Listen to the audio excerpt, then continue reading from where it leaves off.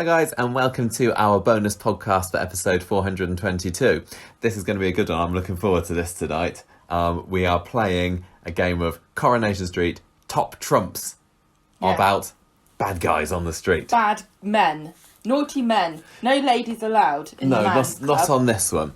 So originally I wanted to do just villains as a character, not as a character profile, as a feature discussion on the podcast. And I can't believe that we've got 422 episodes into the show without doing that as a feature discussion, just considering how much you and I both enjoy a great bad guy on the podcast. But that's neither here nor there. Villains has come up and I thought, how can we do it a bit differently?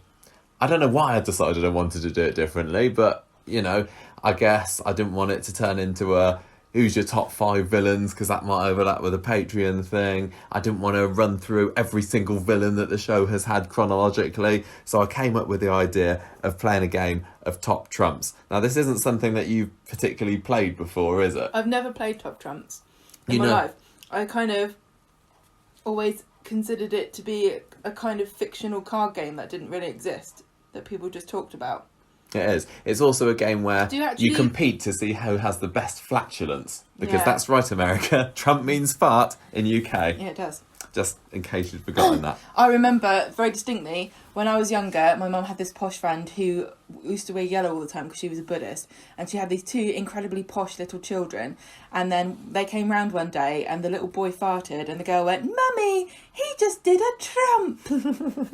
So I would never not hear the word funny. fart when I hear the word Trump. Yeah, but this is not what this Top Trumps game is. What you get, just in case you never played Top Trumps before, like Gemma, if you've been sheltered from this for your whole of your sad existence. Shut up. You get a pack of cards and it's like dinosaurs, yeah? And then on your card, you've got your picture of the dinosaur, a few facts about them, and then some categories like... Are they made up? Like, no, not real, like Cunning. height and how long ago they were and power and, you know, that... Yeah, whatever. Okay. Whatever, I'm not a dinosaur expert. And then I don't know exactly how you play the game. But basically, you end up with a card, and then your friends ends up with another card, and then you say, "Oh, I'm going to compare how many teeth my dinosaur's got. My dinosaur's got 50 teeth. How many has yours got?" And you go, "Oh, mine's only got 47. So I'm like, I win your card as a point for me. It's something like that anyway. So you don't actually know what the rules are? I don't know exactly the rules of Top Trumps. You've just been I get the general gist of it more than you do. You knew that I don't know. It's so been you a long can say time. whatever you like. But we're doing something similar to that. Did We're putting our own spin on it. That there might be people listening who do know how Top Trumps is played and take issue? The thing is, most games of Top Trumps don't just involve 12 cards. You have a whole pack. Got 12 cards. We've got 12 cards with 12 at the top worst of Corrie villains, the baddest of bad guys. They must have made a Coronation So we're going to do our own little version. Top Trumps. They haven't, but this could be the year. 60th anniversary, Coronation Street, Top Trumps. Hasbro, we could help you with this. Whoever makes them. So it was hard whittling it down to 12. I don't know why 12, why not 10, why not 14? Why not mind your own business? So we made a list of some Corrie baddies that we wanted to put in there. We had to weed out the less important ones. I'm sorry to have to say that. And we have got our 12. I've got 6, you've got 6 in your pack. Now some of my 6 are made up of characters that you didn't watch or you haven't watched, so it would have been a bit unfair for you to have had that one, I think, because we're also going to be sort of discussing them and maybe if our category that we end up picking, if my category beats yours, then we can still say, well, but who is the best Corrie villain or something like that. You'll pick it up as you go along. I barely know the rules myself to this, but yeah. So, but apart from the ones that were given to me, because I'm the only person out of the pair of us that's watched that villain, the rest are all randomly assigned, aren't they? Yes. So you've got your 6, I've got my 6.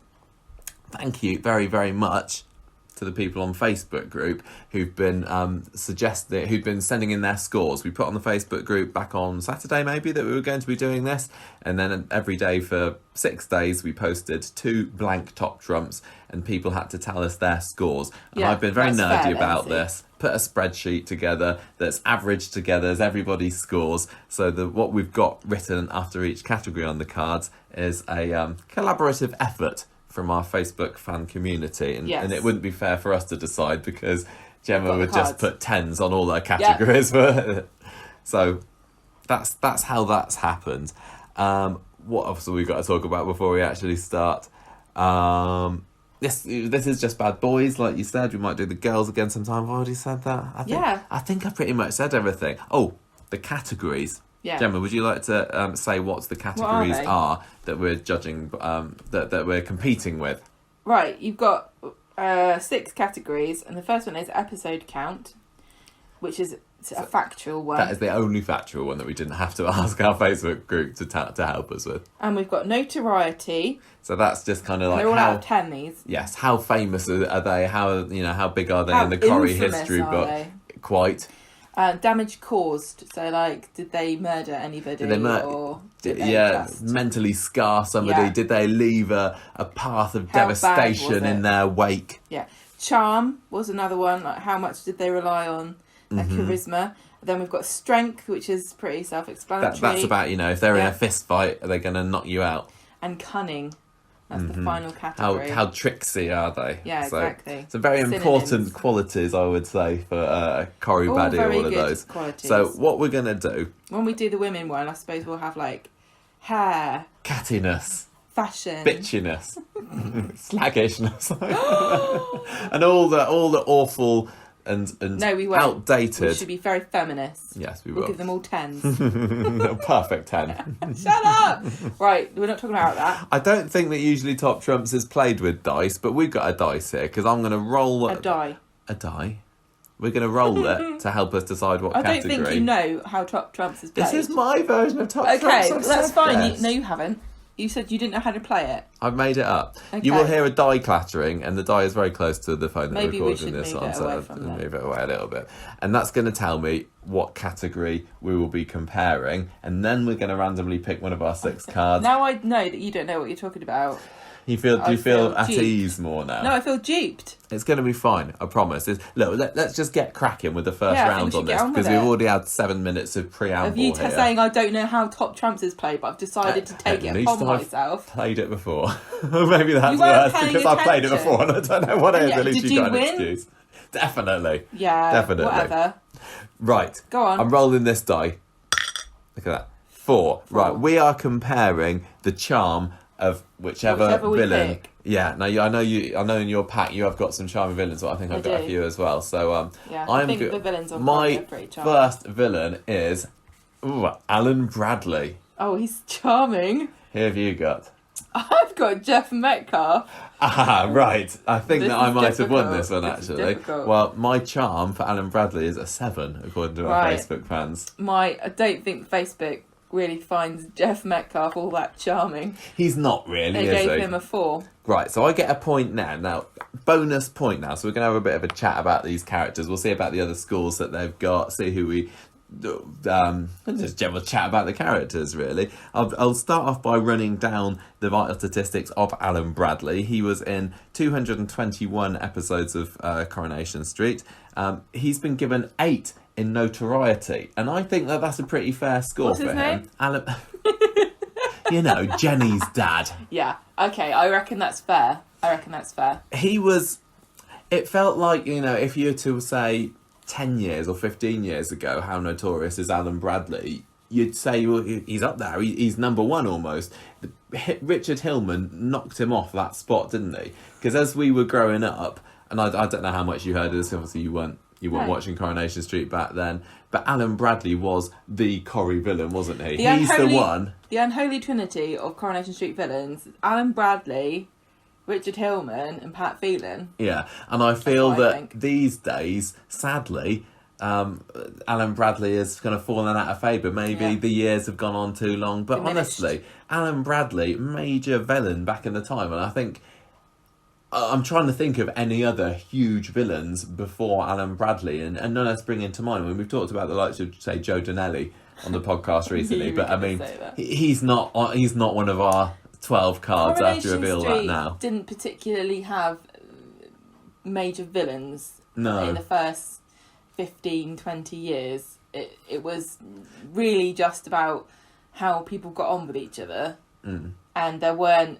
I mean, there proper- were people who were minor annoyances to other characters. Well, there were people that would pop up for one episode and do something terrible, perhaps. Yeah, but I think Alan Bradley kind of set the trend for Coronation Street bad guys that would have a reign of terror, and Mark Eden playing Alan Bladley was on the show for 3 years. Alan Badley. Alan Bladley, Men Behaving Badly, for 3 years between 1986 and 1989, and started off very, he was just a guy who had an estranged daughter, Jenny. Her mum gets killed in a car accident. He comes in wanting to make up with his daughter, get to know her. He gets to know Rita. They have a bit of a romantic entanglement, and so it all starts off. He's not that bad a chap. But I think I remember.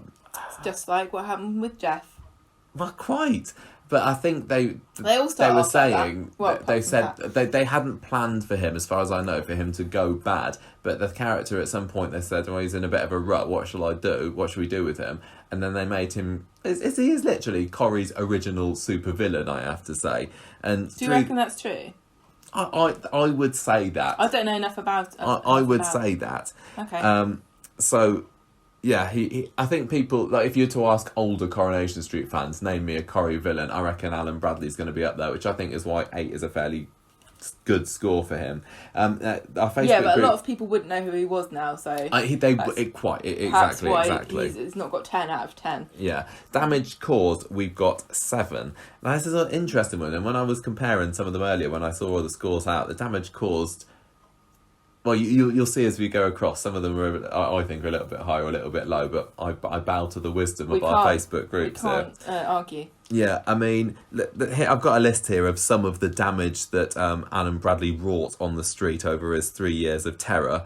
Well, firstly, he abandoned Jenny when she was a little girl because his marriage to her mum broke down. So poor Jenny, traumatised. That's what the cause of the problem is. Exactly. So that's pretty ruined bad. Her life. But she's got lovely hair. When he came into the show, he was dating Rita fairly early on, but he was two-timing her with Gloria Todd from the Rovers, which is shock. What? Yeah, not Gloria Stella's mum, the other Gloria. Oh. There is another Gloria, believe me. What was her name then? Was it Gloria Price and Gloria Todd? Yeah, I think so. I feel like my brain's it must be. And so when Terry Duckworth started pestering Gloria one time, Alan thumped him. So that kind of... That's good. Give him a mark. Damage. Black eye. No, but he should get a mark, like Pat should get a mark for saving Carla from a car.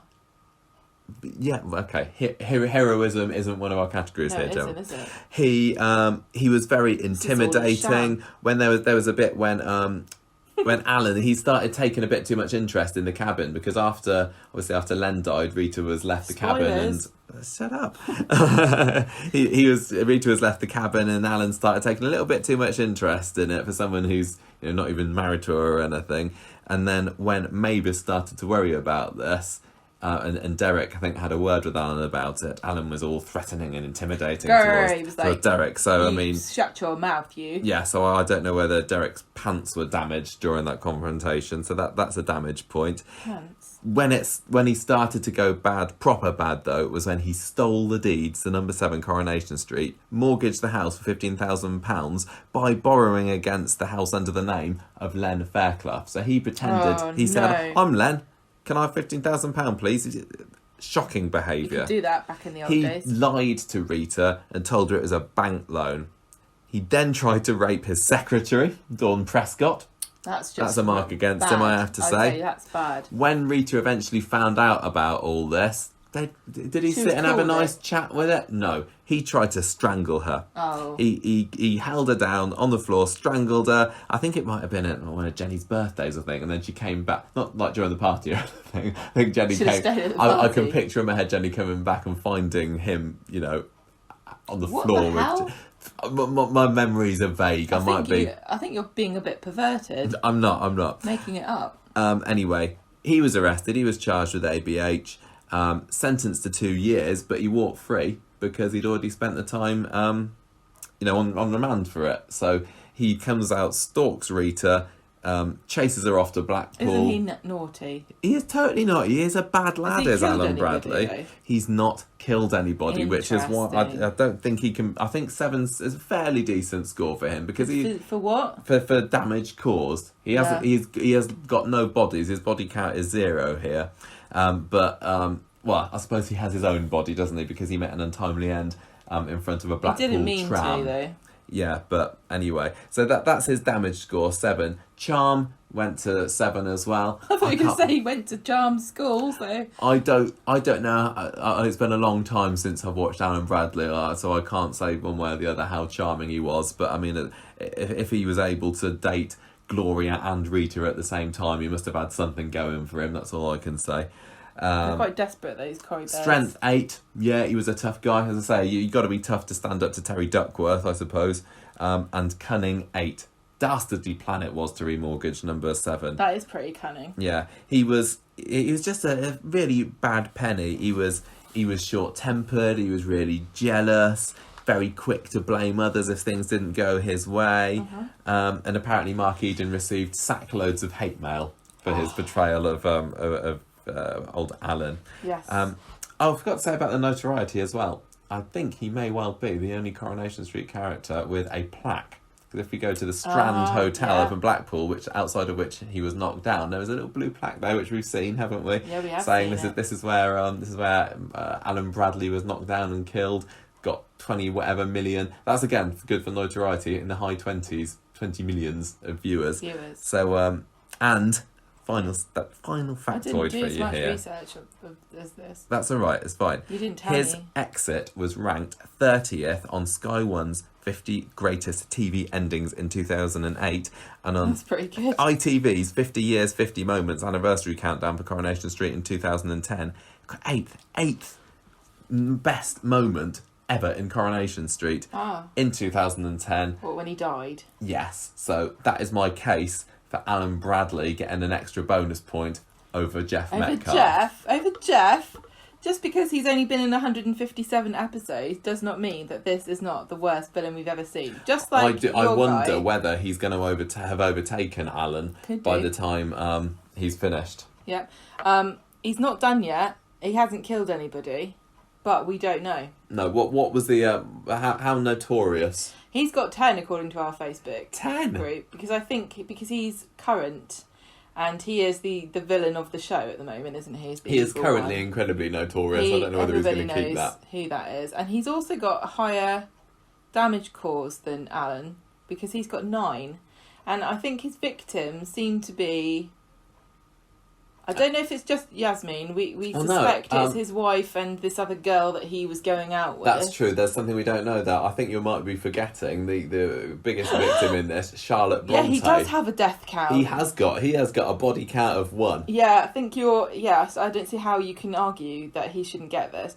His charm... And the damage for that was didn't it end up all over the table when Yasmin spat it out? Ugh. Nobody can eat that now. Along with her Yasmin. broccoli. She's died for nothing. Facebook group didn't find him very charming. He's got 4. No, that's what I beat you on, isn't it? And I think that's very true to say. The thing is, I think he's very charming to certain people. People who enjoy hospital radio. It works on some people, and it doesn't work at all on others. You're right, because a lot of people, up until relatively recently, were saying, well, a lot of street residents were saying, "Oh yeah, nice guy, Jeff." Yeah. It's only recently where they've not been charmed by him. But I think it's right to say that for a very long time, before we even knew this was going to be a story, the viewers found him unlikable. Yeah, so he was not charming to us, so I think he deserves that low score, to be honest. Strengths, he's got 7. So he's got 1 less than Alan Bradley, which is fair enough because he's a bit older.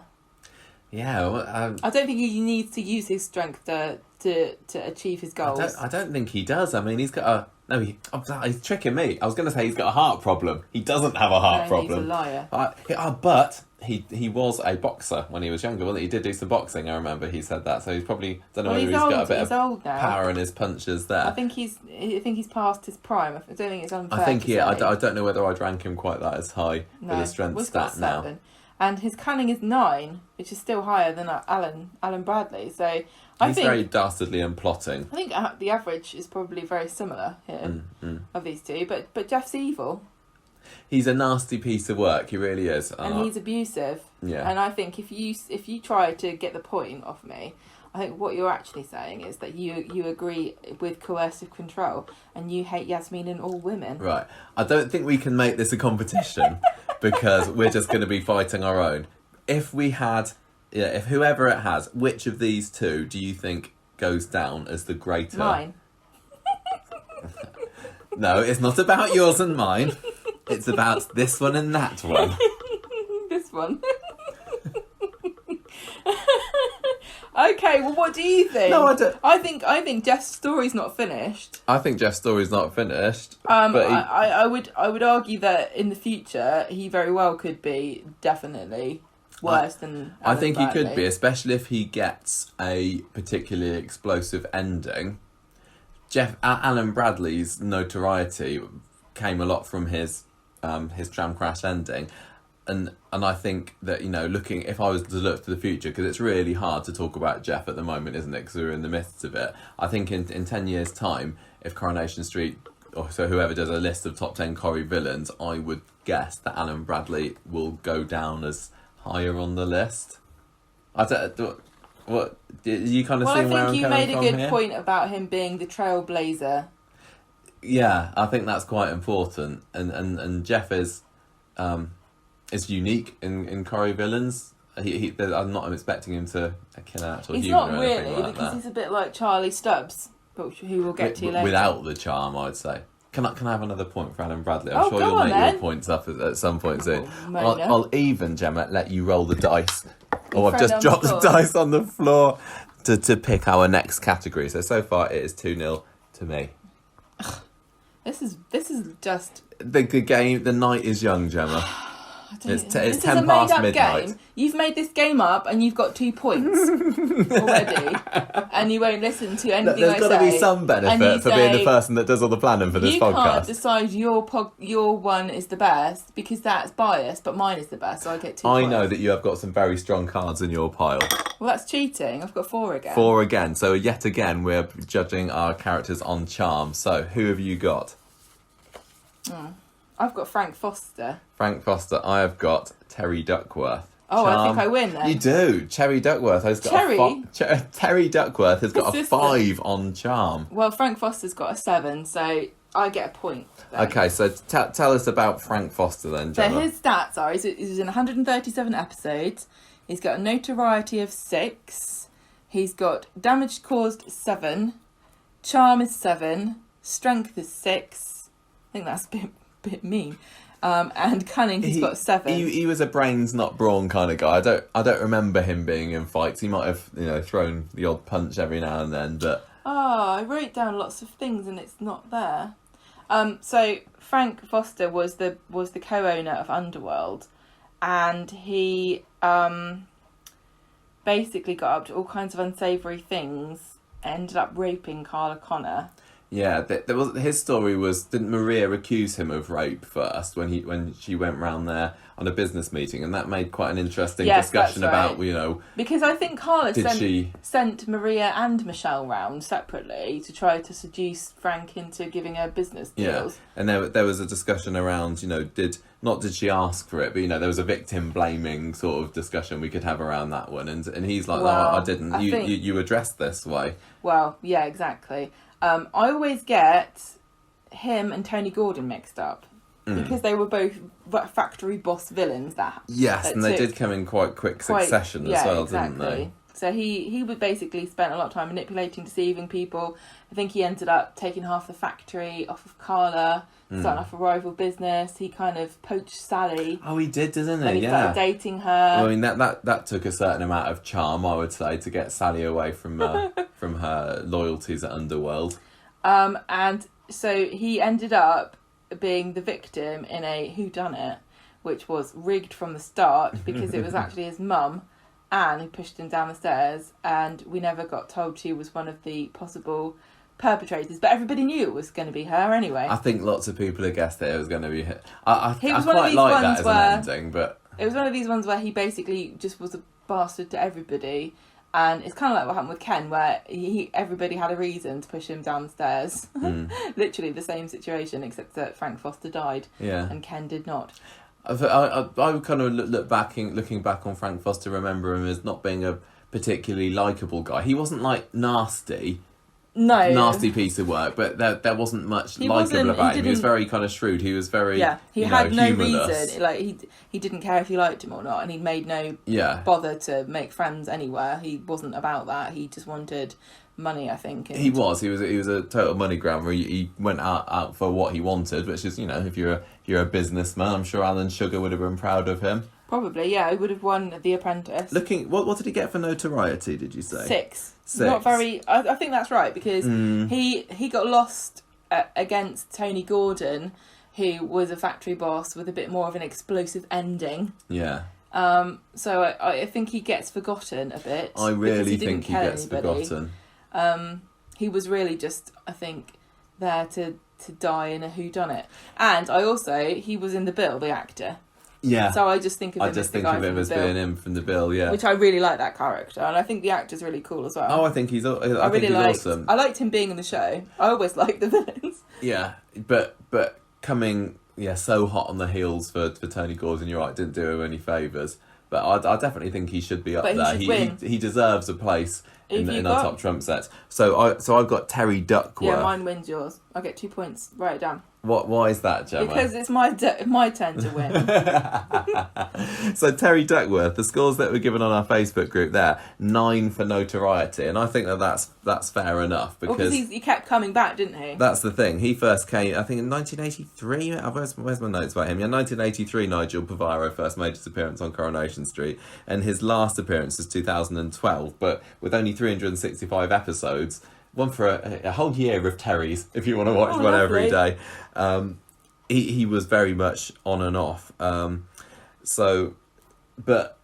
Because he was a recurring backpenny, because he was a Duckworth, the son of the beloved Jack and Vera, and every time he came back, he broke Vera's heart so much. And she was a beloved character. People hated him, and he was the sort of person that was like, you come back and surely he can't do anything worse than last time. But yeah, his list of crimes just gets worse and worse and worse. The damage caused I've got here is 8. I think a lot of the damage that Terry caused was to his poor parents. Yeah. But let's. I've got a list of some of his crimes here. So he started off in 1987, and he had an affair with the wife of an old army mate. I've actually written on my notes here, affair with an old army mate. I assume isn't the case. Kick you out for that.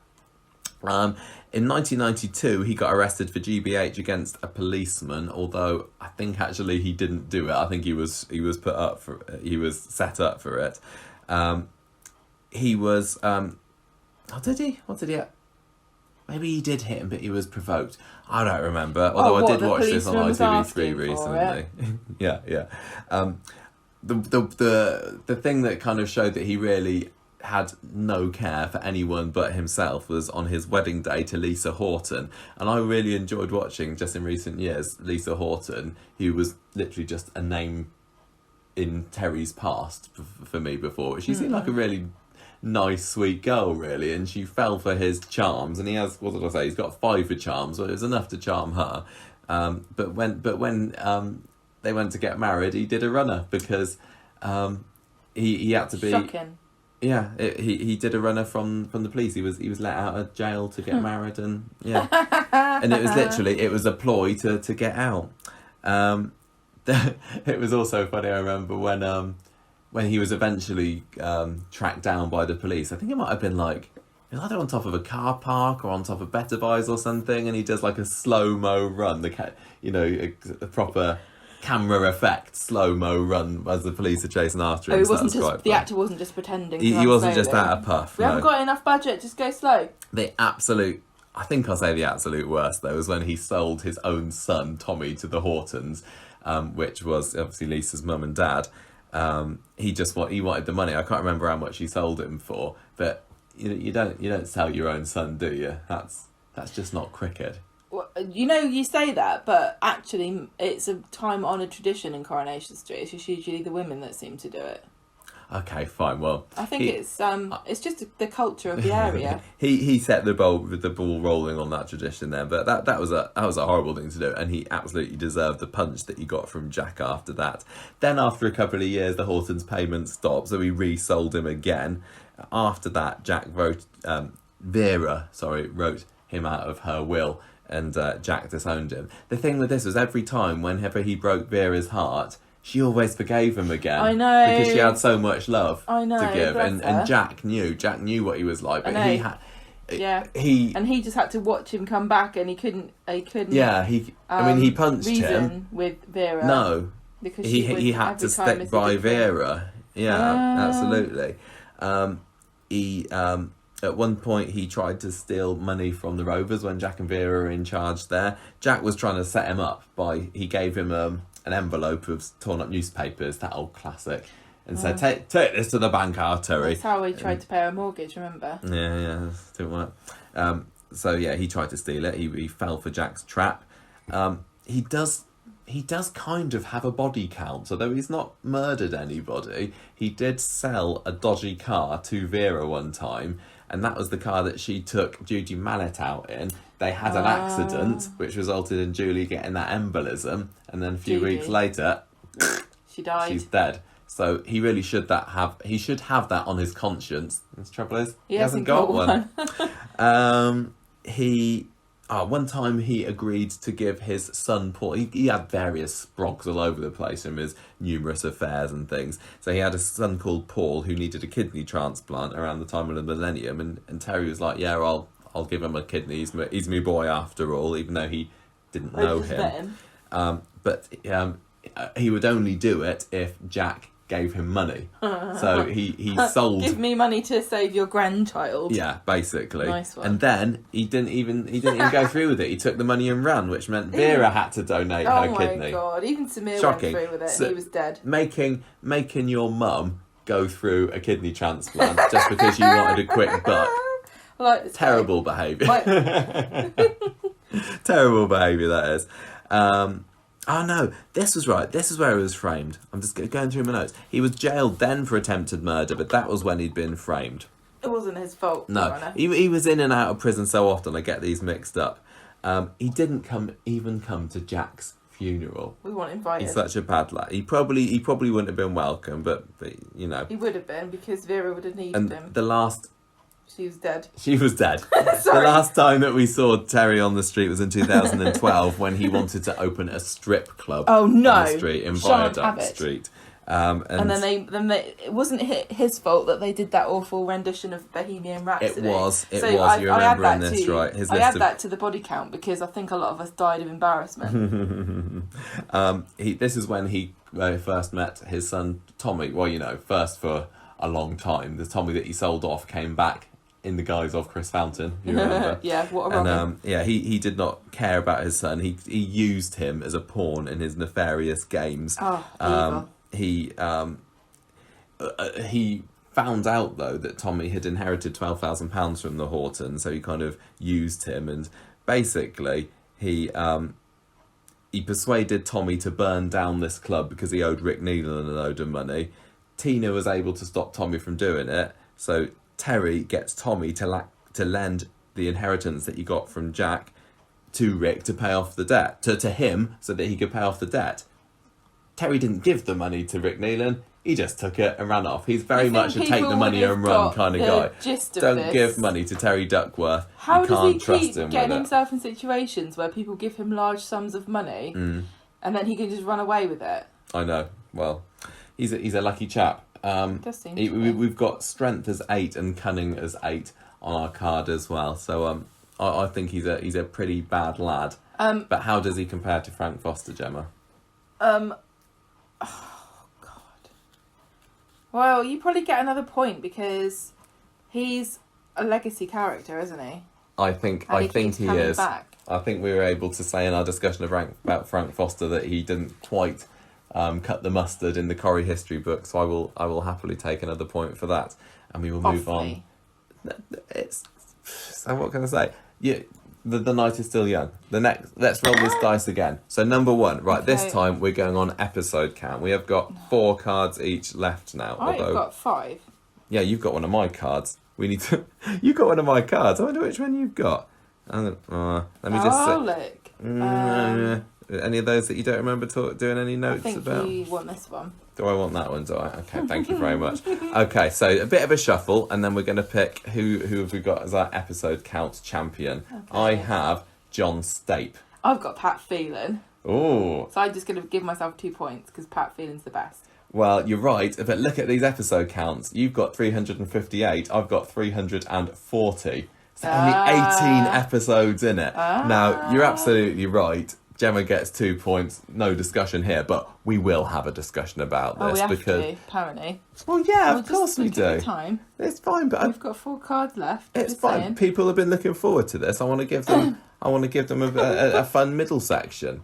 I might need another bottle of cider. Both of these Corrie villains are absolute Corrie gold. But to be fair, John Stape couldn't have really won with many of these categories.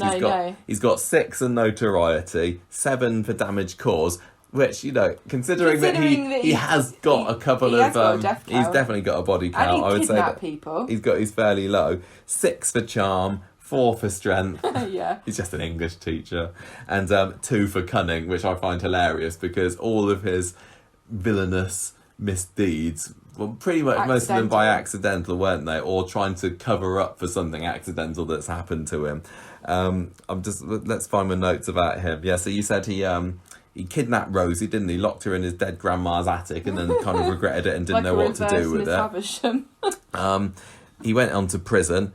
When he came out, he was so desperate to just be a good guy and a teacher that he took the identity of one of his ex-colleagues, John Fishwick, so that he could teach again. Sadly, this is when Charlotte Hoyle came along, who was another colleague of his at school, and he, when the Colin Fishwick died, and he didn't kill him, he just came to John's for a confrontation, I think, to say, what are you doing?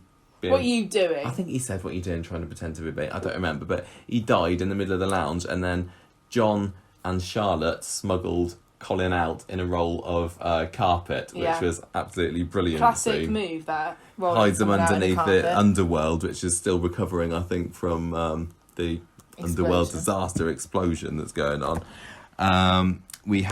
He murdered Charlotte just before the tram crash.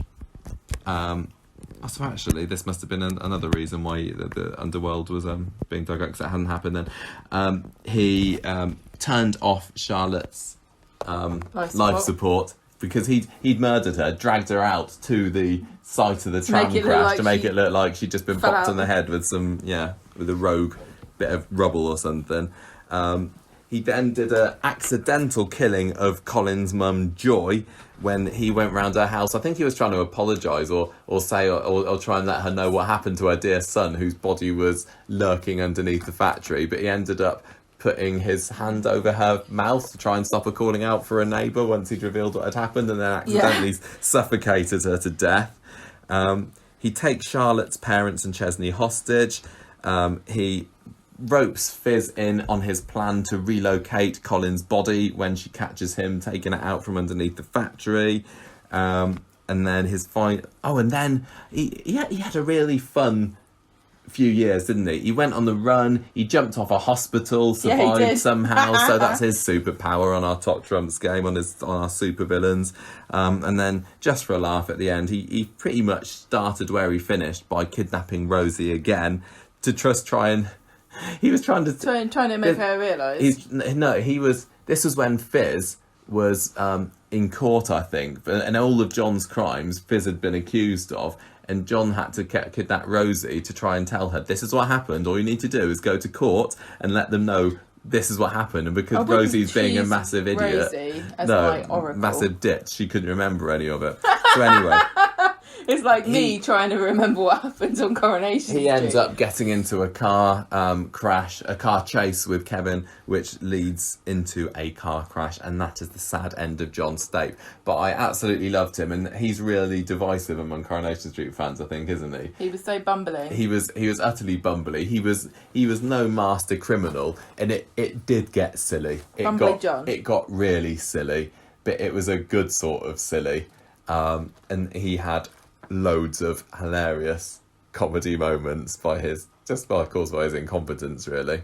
Yeah, I kind of like, it's just like everything he touched went wrong, and I feel really sorry for him in a way. every time he tried to fix something, he just killed people by accident. Can you imagine the waking nightmare it must have been to be John Stape? I know. But I mean, who thinks you can fix a problem by kidnapping somebody or smothering an old lady? He just kind of, I think there was a lot of acting without thinking. Yeah. And a bit of, which is silly, reflex. really, because he's supposed to be a teacher, and they're He's all supposed very to be a intelligent. thinker, an English teacher. He's supposed to be deep. Deep. But, he just had a bit of bad luck, bless him. Bad luck, John. Pat Phelan, Gemma. Well, Where to start? We've dedicated a whole episode to him. He's got really good stats. I don't think you could beat him in many categories. Notoriety 10, yeah. Damage caused 9, very high. Charm 8. I mean, I don't know why not 10 for Pat Phelan, to be honest. No. He had in his run. wake so much devastation. Charm 8. So even that seems a bit low for him. I would say that he was very, very charming. He talked himself out of some very dodgy situations, like that time when he and his partner defrauded everybody and he was going to run away, but somehow managed to make himself look like a victim, and everybody... Yeah, remember he all the money that he had stolen, he gave it back to them or something. He was very good at twisting people around his little finger. I mean, Eileen, of course, who he ended up charming into marrying somehow. But so many of the characters had good things to say about Pat Phelan, and I think it was a bit of a surprise when it turned out that he was a wrong one. He was a total charmer. 9, yes. He was a definitely tough guy. Wiry. And cunning 9. I mean, how many times was he hit over the head and he still came back again? Yeah. Cunning 9. So I just got a little potted history of what he got up to. He first came into the show terrorising Anna Windass and the Windass clan and all that lot, and Owen and Gary. He raped Anna Windass. It still says on the Corripedia that he coerced her into having sex with him, and I would like an edit. I think that's rape. Her relationship with Owen was left in tatters, and then he also framed her for said ladder accident. Oh yeah, then he used his magical powers of whispering to make Seb think that Anna did it. Yeah, and also his magical powers of magic to make things disappear and never come back again in terms of evidence. He also, we found out, raped Nicola's mum. Oh yeah. Yeah, which that was a bit of a shocker for Nicola to find out. He kept Andy in a basement for a year. First of all, we thought he'd murdered Andy, because the last thing we saw of him was him bashing him in the face with a laptop. Yeah. But then it turned out that he'd been down in the basement all along, which I thought was absolutely many months. Amazing. I love this so much. If you've been listening to the podcast for a long time, you know that for us, the Pat Phelan saga is right up there in the upper echelons of Corrie stories over the time that the podcast has been going on. He really first started out with his villainy, I guess, apart from the rape, with watching Michael Rodwell die. Well, that was kind of... When at the lighthouse scene, when it all came out to Eileen about just what a nasty piece of work he was, he claimed the lives of 4, but he did just watch Michael die, didn't he? Yeah, but he could have got him help, but he didn't. He let him die. Yeah. He also made Andy kill Vinny. Yes. Which is another one of his kill counts, but then he killed Andy. Yeah, and himself. Luke, don't forget. I haven't forgotten. It's written down in front of me. Okay. Got into a car race with Luke and shot his car and blew him up, is what I've written. Oh, it's brilliant. He planned to escape, but then Eileen Seagull stomped him into the sea after he confessed his crimes. And then he washed up in Wales. Mm-hmm. And Gary found him, and for some reason kidnapped him and brought him to the street, which I think everything happened after that is on Gary. It was a bit of a weekend for Pat Phelan. We said before that we thought the end wasn't as good, but he gets out. The journey was just fantastic. He gets out of that predicament. He shoots his daughter, starts a siege in the bistro during Michelle's wedding, shoots her, and then eventually gets stabbed to death by Anna Windass. Of course, shooting Michelle Connor loses him a bad guy point. Yeah, that's the only redeeming thing he did. He was such a complex, deep character, wasn't he? Especially as he went from just a nasty piece of work to a murderer. And I remember at the time of the podcast we were saying, is he actually going to kill somebody? Because even when he watched Michael die, he talked about watching a rabbit die or something when he was younger that he shot, but he couldn't kill off. He couldn't finish off or something. And we were like, are they ever going to make him a killer? And they did in the end. And he claimed he crossed the Rubicon. He did. I thought we might hear that phrase. But when he had Andy in the cellar as well, there was a lot of, I can go one way or the other here. I could let you loved go. it. He was contemplating so much. He was probably the most... If you say that John Stape was a thoughtless killer, Pat Phelan was completely the opposite. He put so much thought into what he was going to do and what kind of a man would that make him. And he really struggled, but eventually he thought, screw it. Why not? So many great scenes. Even things like Eileen on the roof with him. Yeah, and we thought she was going to get pushed off. Yeah, you didn't know ever what was going to happen. The scene where he finds out that Vinny's betrayed him and he explodes in the car. Brilliant. As I say, we dedicated a whole episode to him after he left, and because he's worth it. Yeah. So I get 2 points. It's going to be a long time until Corrie gets another It's villain going to be a long time on the same level as Pat Phelan. And I really want them to make a female villain. And a female Phelan. And he said that as well. Conor McIntyre said he would like the next big Corrie villain to be a woman, and I think we are well overdue. It's not impossible. I mean, Hollyoaks has had Breeder McQueen recently. Breeder McQueen? Yeah. Breeder? Yes, Breeder, not Brenda. Really? Yeah, that serial killer, played by the one who was Bob Cryer's niece or daughter or whatever in The Bill. She's been huge. She's got awards. I don't know. It is. So it is absolutely possible. Emmerdale's got Kim Tate. Where's our Coronation Street version? Let's move on. I'll tell you who would be a really good one if they want to redeem the character, even though they'd have to lose her. Who do you think I'm thinking? I don't know. Who could stand up to all those names? Jenny Bradley. Carla Connor. Could be. That would be incredible. That would be actually incredible. Could make her into a super bitch. That would put her down in Corrie history. Well, right.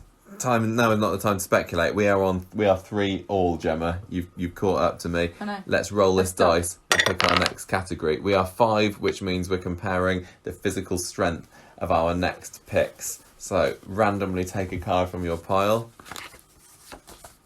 Shuffle it again. You give it a shuffle. Here, you got Charlie Stubbs. I'm going to win, surely. What have you got? Oh, 9. He's a builder. I've got Tony Gordon with an 8. Yes, so Gemma wins the point there. Okay, so tell me about Charlie Stubbs then, he's Gemma. another one I've not really written much down about. I read about him, but I didn't write anything down. What do you remember? Oh dear, he was naughty, wasn't he? Basically, he was kind of like Jeff. He was a domestic abuser who dismantled Shelley's self-esteem and confidence until she basically became agoraphobic and didn't want to leave. And then he slept with her mum, and then he ripped her earrings out. I'm not remembering. He was really slimy and horrible. He was, he was slimy. He was smug. The guy who plays him, Bill Ward. Bill Ward is really fantastic in the role. We've seen him in other things, but he was really good at being makes slimy. Your skin crawl, doesn't he? Yeah, he was really so smug and self-satisfied all the time. You could tell that he was just getting off on the power that he had over women because he was good looking. He could kind of bend them to his will and then kind of destroy their confidence, so that they thought that they couldn't sort of continue life without. Yeah, and I suppose that's the main difference between him and Jeff, because there are certainly a lot of similarities in the characters and the way they treat women and their modus operandi, but it's the charm, isn't it? He had the charm, he had the looks, he had the smile, he had the women falling at their feet, and as viewers we were like saying, no, it's Charlie, why would you? Whereas Jeff really is just, he's a horrible old man. He's an old Mr. Burns. He's evil, a grubby little grot bag. Jeff is, I mean, he's been able to charm Yasmin, and other people in the street thought he was just nice old Jeff. He manages to charm everybody except Yasmin, simply because they don't think too hard about it. But it was that smouldering sexiness of Charlie Just Stubbs. looking at his picture here, Michael, and that's what I'm thinking. He got jilted at the altar, didn't he, by Shelley? What a moment! And that is one of Beth my was top like, yes, Corrie yes! victory moments ever. But one of my best Corrie wedding moments. He was not beaten by that. No, he was beaten by something else. He then got into a relationship with Tracy, and unfortunately for him, if there was anybody on the street who was more than a match for somebody that tries to use psychological abuse against a woman, it's Tracy. Yes, true. Tracy realised what he was doing to her and decided to take her revenge by staging an elaborate plot whereby she would shout and make people think that they were arguing, like burn her arm with an iron to get evidence that he was abusing her. This was like quite a problematic storyline, really, because he was abusing her, but not physically. And he was evil, but she was also his match. Wasn't he also seeing Maria at the time behind Tracy's back? I think that was the main reason why she was so mad at him, to be honest. Yeah, he tried to drown David Platt that one time as well, didn't he? In the bath. He tried to seduce David Platt. No, drown him. Oh. Not seduce him in the bath. I don't know what else he'd be doing in the bath. Then eventually, she seduces him and hits him over the head with a statue, and then ends up in prison. Very satisfying end. Yeah, hits him twice. It was a sickening scene, wasn't it? Because she hits him, and then he kind of like is woozy and falls on his knees, and then she clonks him again. Ooh. Yeah, I mean, it certainly cold-blooded. It certainly left Tracy in a bit of a predicament, and a lot of people have said that they shouldn't have had her turn murderer, because how is she going to come back from that? And it's now, like all these years on, used as a bit of a joke, isn't it, that she killed somebody? I know, it's a punchline. But that's what happened. So Tony Gordon, we've talked about him being a bit Frank Fosterish before Frank Foster came along. I've got to do my stats. You've got to do the rest of your stats. So he was in 418 episodes. His notoriety is 9.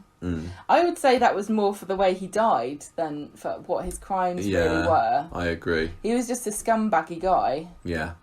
Who was a psychological tormentor. There were some very memorable Charlie Stubbs scenes in my head, but notoriety for his whole tenure, I would say, not so much, but very famous death. Damage caused 8. That's quite high for somebody that didn't kill anybody. Yeah. And really only really managed... He destroyed Shelley's life, but she kind of reclaimed it. And he didn't destroy Tracy's life, she did it to herself. He ended up getting her pregnant as well, Shelley, towards the end, because she...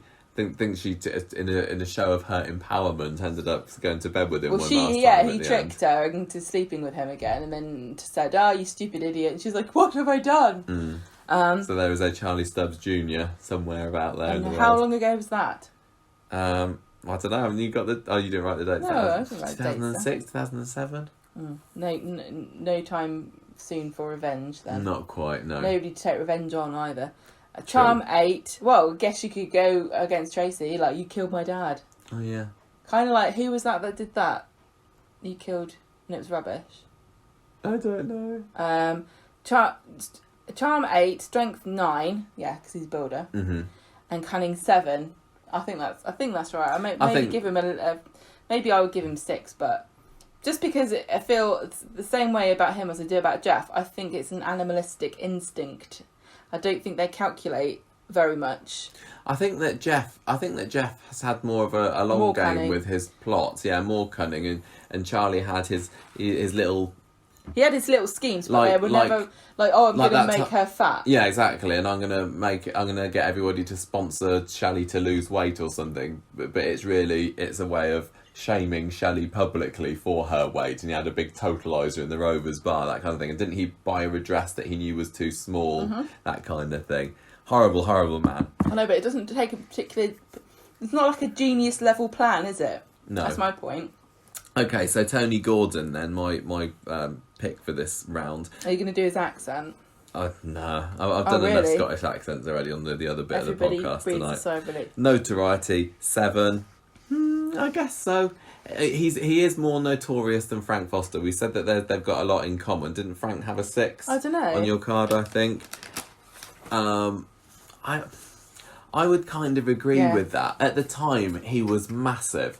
But I think as the years have gone on, and it was 2010 that he left, so it's been 10 years Yeah, not that he's long. not been in the show, I would say that his fame among Corrie fans has waned. Yeah, I think so as well, which is a shame because he was pretty bombastic character. Well, he was, and we've got damage caused as an 8 here, starting off with killing a colony of bats because the Victoria Court Flats is there because he was the property developer or something along those lines, wasn't he? And I remember him fighting against Roy, who wanted to protect the bats, and he just had them gassed out anyway because, like Frank Foster, I'm not laughing about bat.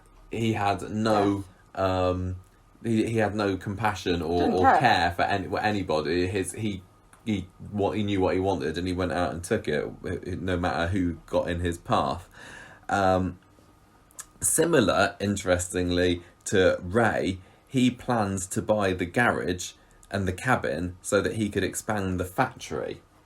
So he had designs on taking over a large proportion of that, and it does make me wonder, like, what if Ray is secretly a relation of Tony Gordon or something, and he's now going to be taking over that side of the street as a tribute to his late Scottish uncle or something. I don't know. Maybe Could be that'd be a nice little throwback there.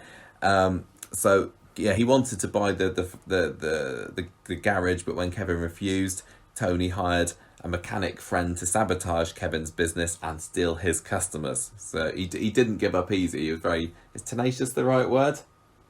Yeah. Yeah.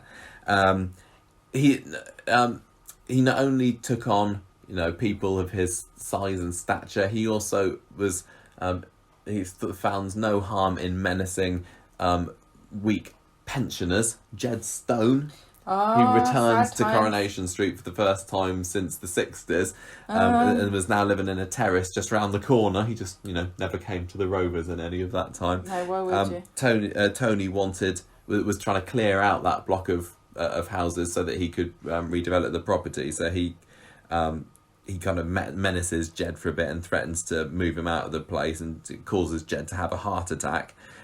He later in the year strangled Jed when he finds out about him being behind Liam Connor's death, because that was the first like truly awful thing that Tony Gordon did, wasn't it? Because he'd been going out with Carla, and he found out that Carla and Liam were having an affair, so he then plotted as Liam's best man at the same time to have him run down on the stag do. And that, I mean, one of the things that makes him notorious in a little way is those Tony Gordon masks that everyone was wearing on Liam's stag do, which is very, very iconic. So Jed finds out about this. Tony tries to strangle him. He survives but moves to Wigan when Tony orders him to, and it's around this point, I think, that I can't remember whether it was Carla or Maria or somebody were convinced that he killed Jed, so he has to bring Jed back to say, look, he's really alive. He very creepily started to get involved with Maria, Liam's ex-wife, after Liam died, and on the anniversary of Liam's death the next year, he proposed to Maria. Bloody hell, the cat is just drinking so loudly. The cat is drinking very, very loudly from her bowl at the moment, so I don't know whether you can hear that at the moment. Have you finished yet? Yeah, she's finished. He fools Carla into thinking she's killed his henchman Jimmy when he sends... I think he sent Jimmy to go and kill Carla, but she whacked him over the head with something. And then he kind of broke into her flat, didn't he? Yeah, and then he made her think that she killed him. So there's some serious mental damage going on there. He tried to murder Roy Cropper, and that is the awful crime. Everybody loves Roy, and that was because Tony had had a heart attack, and on his deathbed he confessed to Roy about what had happened with Liam. So then he had to, when he got better, he had to try and off Roy Cropper. He ends up pushing him in the canal, and Roy can't swim, but he drowns him. So he's got some kind of conscience, which kind of loses him some villain points, I have to say. No, I mean, he saves him. He saves him. Yeah, so that does lose him a few villain points. He is eventually sent down for Liam's murder, but escapes by pretending to have a heart attack in prison, and then one of his henchmen pulls over the ambulance and takes him back to the street, where he holds Carla and Hayley hostage, shoots this henchman, Robbie, sets the factory on fire. Very cool, explosive ending, as you said, setting the factory on fire. So that's Tony Gordon, really. But the thing is, he lets Hayley go, and he keeps Carla, but then she escapes, and then he blows himself up. Yeah, he did have a bit of a conscience, didn't he? Ever so slightly, but he really was, pretty rotten to the core. He didn't care what got in his way, as long as he got what he wanted. He would have people killed for personal gain. Even as I say, people like Jed and Roy, he had a good crack at. He was a proper nasty piece of work. He was very imposing, physically imposing, and dominant sort of person, wasn't he? Yeah. He is not the sort of person that you wanted to have as an enemy, because you know that he would just get you. Yeah, flatten you, basically. So who are we going to have? Who are we going to give the point to here as the better villain? I am on the fence with this one. What are you thinking? I think it's got to be Tony Gordon, because he tried to kill lots of people. Yeah, I suppose and so. Charlie Stubbs was just mean. Looking back on the two characters, I would say that I enjoyed Charlie Stubbs more. He was more of a I hate you. Yeah, and just the smarm of Charlie, it makes your blood boil a little bit. I don't usually find factory businessy sort of stories and people involved in those stories that interesting. I know, but how much can you accuse somebody of being a business person storyline when they're trying to blow a factory up rather than getting new orders in? But I do recognise that Tony Gordon, probably in the Corrie annals, will end up being remembered for a little bit more than Charlie Stubbs. Yeah. So I will happily take the points there, why I'm giving which the points puts away. us with 2 cards left at 4 all. I think it's your turn to roll the dice. What have we got for the next one? One. So we are on episode count again. Give your cards a final shuffle, Gemma. I wonder whether our listeners are guessing which of the 4 villains are on our cards here. We haven't even said. It's more fun to reveal it as it goes. Yeah, I'm sure there's one particular villain that everyone thinks that he's definitely there. Right, I have picked John Lindsay. I have picked Richard Hillman. That's the one. Right, you've won this one, Gemma. John Lindsay was only in 67 episodes. My guy. I sing a song about him. Nothing you can do can turn. It's Richard Hillman. 216. Yeah. So John Lindsay's tenure on the street was short but sweet. He's got 8 in notoriety here. Does he get a mark for or against for the fact that it's John with no H? That's shocking. Although I think it's short for Jonathan, isn't it? I'll let him off. If my name was Jonathan, but I shortened it to John, I'd be tempted to take the H out, just to make it easier to write. Is that fraudulent? I don't know, my music teacher did that though. I would say, sadly, John Lindsay has kind of been forgotten by the Corrie fandom. John, stop it. You don't know much about. You've not really seen him. He was the story. The story's more famous than the villain in this case, isn't it? Yeah, exactly. He was the guy who was involved in the Weatherfield one. He's the guy who sent Deirdre to jail. I've got a bit of a soft spot for him, only because he's my first big villain. You never forget. I was a Corrie villain virgin before John Lindsay came along for the first few years, and I got so invested. You're cherry popped. Carry on. I was so invested in this John Lindsay story. I mean, I wasn't, I didn't have a placards outside of number 10 Downing Street saying free John Weatherfield one. If only that was that was where we were with society. But this was at a time that was such a blessed time. when spoilers weren't quite so rampant. I didn't know what was going on. I mean, I wasn't even watching all the episodes, to be fair. But you crazy fool. But the story goes that Deirdre finds this guy, John, and this is a few years after poor Samir has died, but she's ready to move on, and she comes across this suave so-called airline pilot, a divorcee with a vindictive ex-wife. And this was before all those rubbish airlines like Flybe and Ryanair, where they just basically get... So if you're a pilot, you are the creme de la creme of Weatherfield. Yeah. However, Ken spots him working at a tie shop, and I remember seeing that and going, my gosh! At the airport. What did I say? No, a tie shop at the airport. A tie shop at the airport. Because you never get tie shops anywhere else for some reason. John had conned Deirdre, he'd conned the viewers, he'd conned me, and... Conned you? You felt it's personal now. I remember just being utterly shocked and stunned by this amazing twist that he'd taken us all in. Maybe it was just moonlighting. John, obviously Ken goes and tells Deirdre this, and John just says, I had to retire from piloting after I failed. He should have said piloting. I had to return a tie. he tried to, get away from it. Get away with it, but and Deirdre wanted to believe it, of course. All the time, though, and this is another revelation later on, not only is he not a pilot, but he's also got a wife and kids. I thought you were going to say he doesn't even like flying. No, he's got a wife and kids. What? Yeah, and he starts telling her when he doesn't come back to her that I'm still travelling all over the country. I've been promoted, selling ties. I'm a door-to-door tie salesman, or something like that. But it really starts ramping up when he applies for a mortgage using a false identity, gives Deirdre a credit card, completely blissfully unaware that she's spending this money fraudulently, and then he signs the house into Deirdre's name. He literally sets it up perfectly so that when it all comes out, Deirdre ends up taking the blame. And this all came out at the time when Deirdre discovered about his ex-wife, and a absolutely brilliant scene was when Deirdre goes to this wife's house, or his house, opens the door.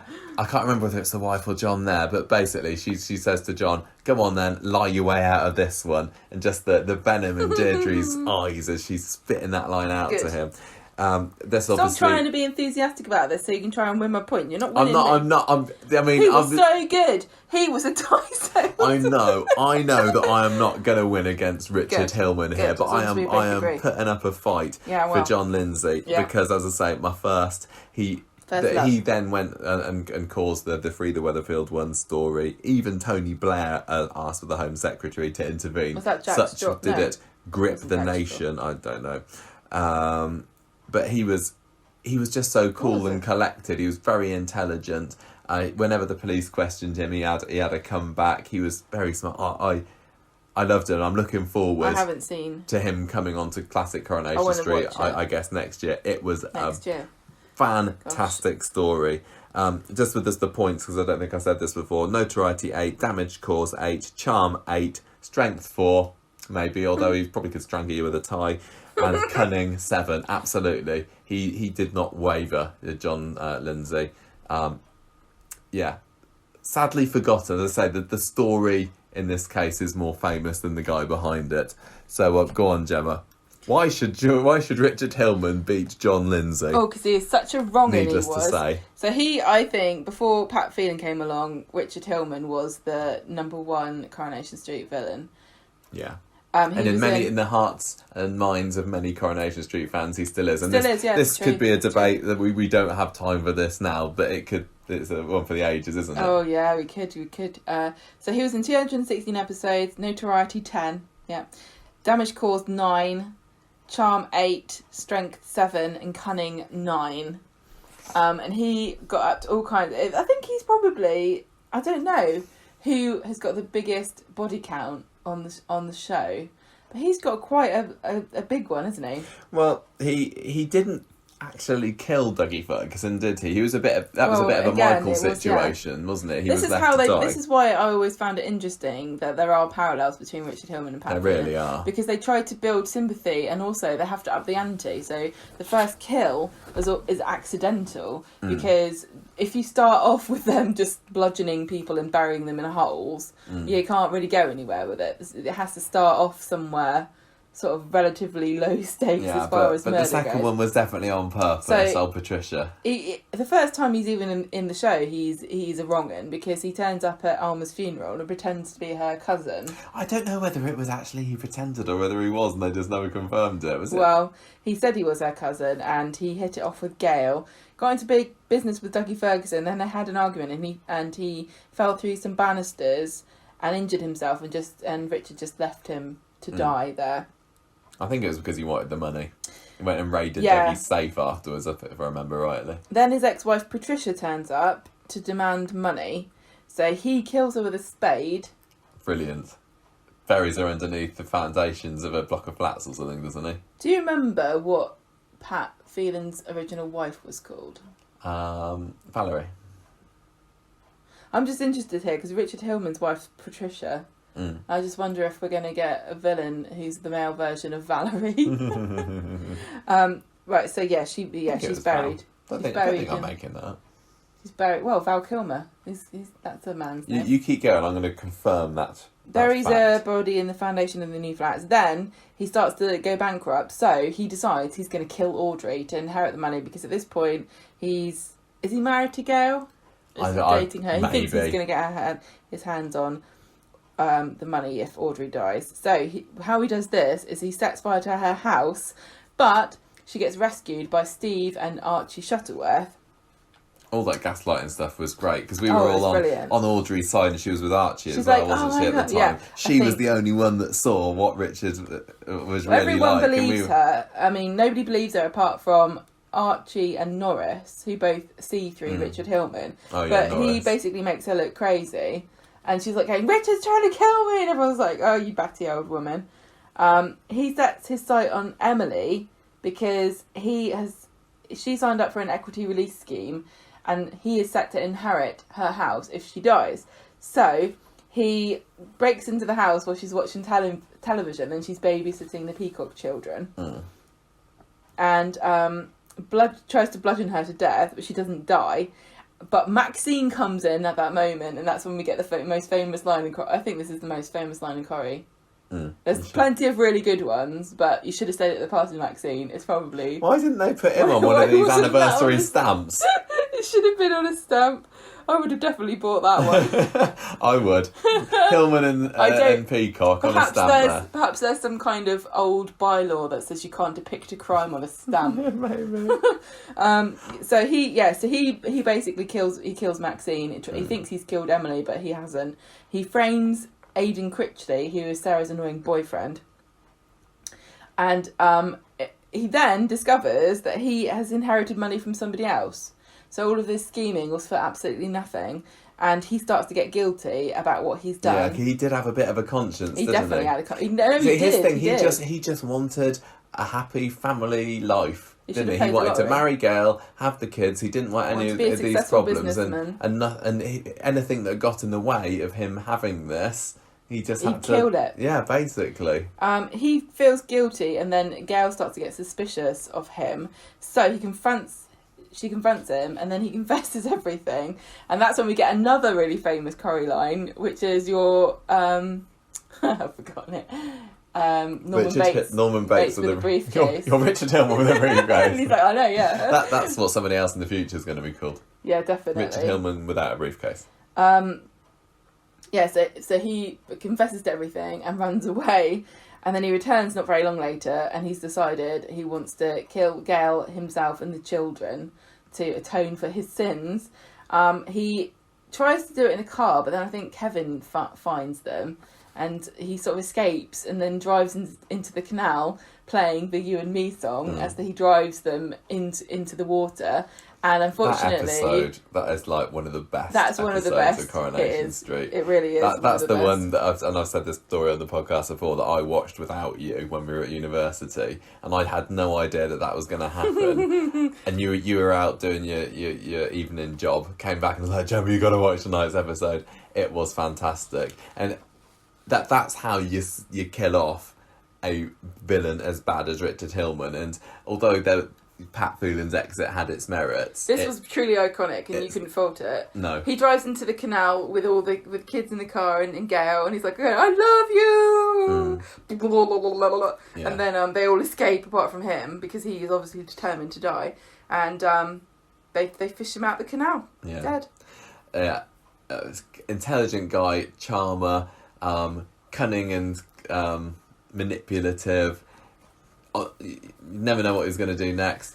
Charming. I've already said that one. He is a real ultimate Corrie villain. And I think so. The first, I mean, there had been big Corrie villains before him. Obviously, we got our Alan Bradleys, we got our John Lindsays, even Jez Quigley had happened before then. But he was like the first serial murderer, super villain. Yeah, I would say in Coronation Street. John, Alan, they were wrong uns. Terry. But he was the Corrie's first supervillain, and as I said, the debate between is it him or Pat Phelan. Oh, it will rage on until we get another one. I'm just glad, Gemma, that we haven't got into a situation in this game where I had Pat, you had Richard, or the other way around, and we had to agree between us who gets the point. We wouldn't have agreed. I don't. It's difficult to say, isn't it? It's really difficult to say. I'm just glad that we've got two really iconic characters to argue about. Yeah. Right, we are down to our final card, Gemma, and as of now, the score is 6-4 to you. So I can't win, but I could draw if my character wins both of the points here. I've got a really bad character. Okay, well, let's see, because... I almost lost the dice then. Where did you get that dice from? I stole it from school. Oh, okay, good. Right. It's 2. That means we are saying how notorious are these characters. Oh. Gemma, who have you got? Who's your character's name first? My character's name is Callum Logan. Right, I've got Lewis Archer. Oh, God. I've got a feeling that we might have the same score, we might have to re-roll. Say after 3, what's your score? 1, 2, 3, 7. Right, we got to re-roll this, because they're equally notorious, apparently. Notorious. So, I did a bit of spin on the dice there. 2, 2 again. 6. Cunning. Okay. All right. 1, 2, 3, 9. 7. Right, so I get the point here. We could end up with a draw here, I don't mind a draw as long as you don't win. I can't win, don't worry, I cannot win. So, I certainly, looking back on the two of these villains, have got fonder memories of Lewis Archer. I think so too, but don't forget, Callum was involved in the live episode where he got murdered. And I know. That's pretty amazing. He was only in it for a year. Lewis Archer's ending was not very satisfying. No, it was tragic, and it led to... And he wasn't a villain at the end. He wasn't. I mean, some Callum people might say that as he lived, that Lewis Archer shouldn't even be on this list because... I think they're wrong. But he had his fair share of... he was evil. Tricksiness over the 10 years that he was in the programme on and off. For example, convincing Audrey to invest £100,000 in a hotel in Greece, flirting with Deirdre so that he could cheat at the bookies, abandoning Audrey. There was a lot of... Teaming up with a psychic. Oh yeah, teaming up with Rosemary the psychic. But I mean, his...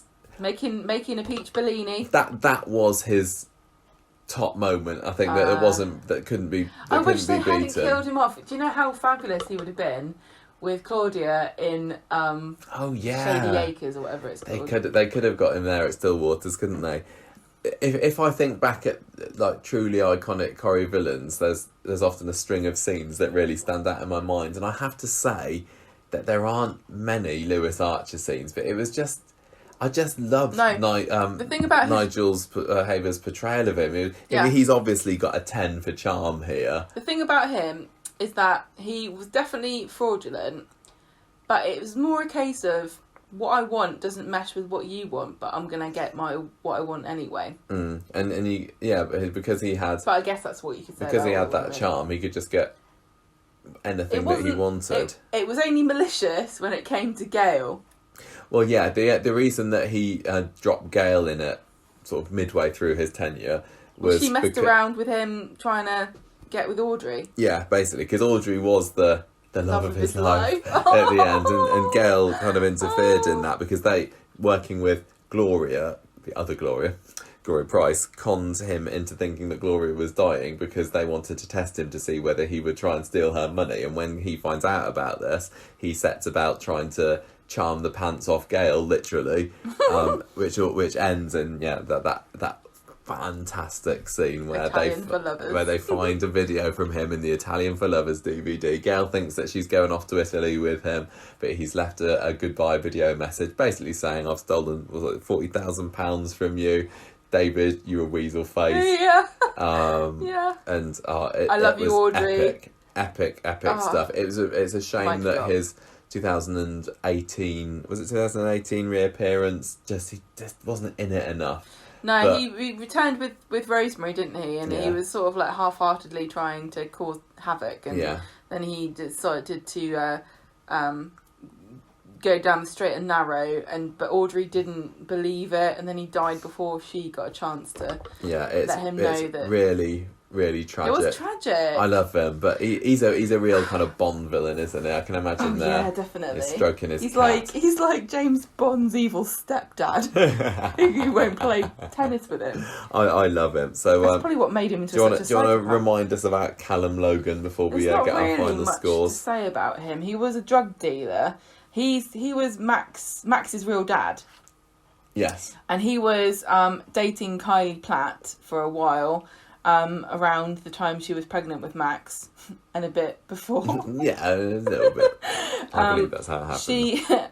He basically, I don't know who got her into drugs, but they were doing drugs together a lot. And then he went to prison. When he came back, he tried to get Max back, and used all kinds of underhanded methods as well as legal ones, and made them go to all these meetings and things. And I remember this. Do you remember the scene where Max found a gun? Yes. In Callum's flat. He finds the gun, and Sarah freaks out. Yeah. And he basically doesn't he date a bunch of women and make them pit them against each other and stuff. Baby. I think it was maybe it was just Sarah. So he basically has a crusade, like a reign of terror against the Platt family.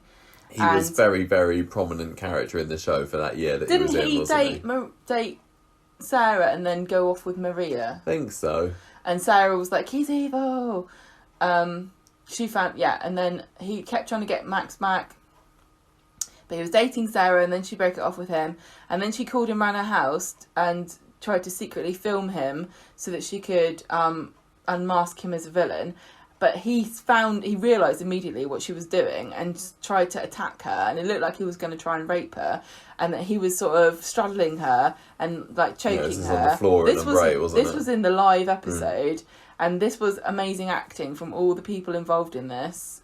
Tina O'Brien did an amazing job, and then he gets whacked on the head by Kylie Platt and murdered in that house. And they drag his body into the granny annex. They were not done with his story, were they? No, you were convinced we weren't going to discover his corpse. I thought that he might escape. Oh yeah, I did. I thought that that was going to be the Platt's dark secret underneath the granny annex for decades. But no, alas. 6 months after he dies, Sarah gives birth to his son, who's still in the show, Harry, and she thought that he was haunting him, She thought the spirit of Callum was inhabiting the Platt house. Which got a bit silly, but I loved it. It was a part of her mental breakdown. Acting. But she got sectioned, didn't she? They came and grabbed her. Yeah.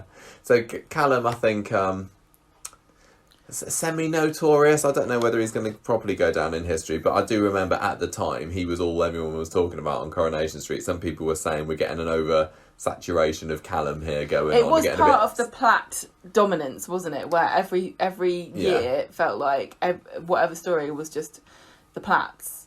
We don't really get that so much anymore. It feels like there are two major stories every year now. It used to be just one, and it always used to be something to do with the Platts. Yeah, but I mean, he was Was he intimidating? I don't know. He was a drug dealer. He was a drug dealer, but he was also a little bit camp, wasn't he, in his acting? He was a bit. He was the sort that you think pantomimey. I could maybe take you, but he was also a bit thin. Oh, did you? Yeah, I can say that. I can say this about him now. He's dead. Delusions of grandeur, you have. But he's kind of wiry, wasn't he? But he did have his gangster sidekicks like Gemma as well. Gemma and not Macca. very intimidating as far as sidekicks go, to be honest. No. Not like Bebop and Rocksteady, are they? So I mean, when you look at how villainous, how bad, how nasty, how much devastation they left, I'd probably say that Callum would win there, if we're comparing him to Lewis Archer, because as a drug dealer, think about the number of lives that he would have indirectly destroyed. But if we're looking at which one of those two are the best characters, which of the villains do we have fondest memories of, I think if you were to say to somebody, like, what's your first thought if I say to you Lewis Archer or if I say to you Callum Logan, I think people would have to pause and sort of remind themselves who is Callum Logan. Yeah. Whereas I think most Corrie fans would be like, oh, Lewis. They'd either have to pause to remember who Callum Logan is, or they'd go, oh yeah, he was in it a bit too much, Whereas I think lots of people, their first reaction to Lewis Archer would be like, oh. So shall I take? Draw? Can I have that point and have a draw? Is a cop-out. I don't know. Maybe that's you're just giving it to yourself now. I've got no control. I mean, I don't know. We didn't plan for what would happen if there was a draw. I win. No, that's so not fair. Alphabetically by surname or first name. Yes. I think the ending on a draw here is fine, Gemma. We should have had a final round, but we didn't. We didn't, so. Okay. I thought that was pretty fun. You enjoy that? Yeah, that was fun, even though you don't know how to play trumps. It doesn't matter. I've set a new rule set now, so when we come back to this is the established the top Corrie Conversation villain women podcast. Then we'll be able to do the same rules. We could maybe even do this for other characters. If people liked this. It depends on if people thought this was interesting to listen to or not. Yeah, and was it the game that made it interesting, or was it the fact that we're talking about villains and we all love a good Corrie villain? Yeah, but we could do anything top we trumps. We could do like. Barmaid top trumps. Yeah. Or, yeah. I just don't want it to cross over with the Patreon too much. But yeah, I thought that was quite fun. So if you thought it was fun as well, why don't you write in and let us know, Gemma? Yeah. How do they do that? conversationstreet@gmail.com. You can find us on Twitter at conversationstir. We're on Facebook. We have a Facebook group, which is where people scored the top trumps cards. Thank you for doing that, everybody. If you were involved, be involved in some more of the behind the scenes parts of the podcast, and if you don't want to join the Patreon, you can go and join our Facebook group. Yeah, which is good because it's private and nobody can see what you write. Because I know that sometimes you write things on pages and then some random aunt will come and go, what is this why are you writing about this? And you're like, bugger off. Yeah, Conversation Street can be your secret shame. Yeah. This is where we also do our scores for the week as well, isn't it? If you want to score the show out of 5, Corrie, something not funny. Conversation Street. Always 5 for us, please. Yes, you can review us on iTunes and like and subscribe on YouTube.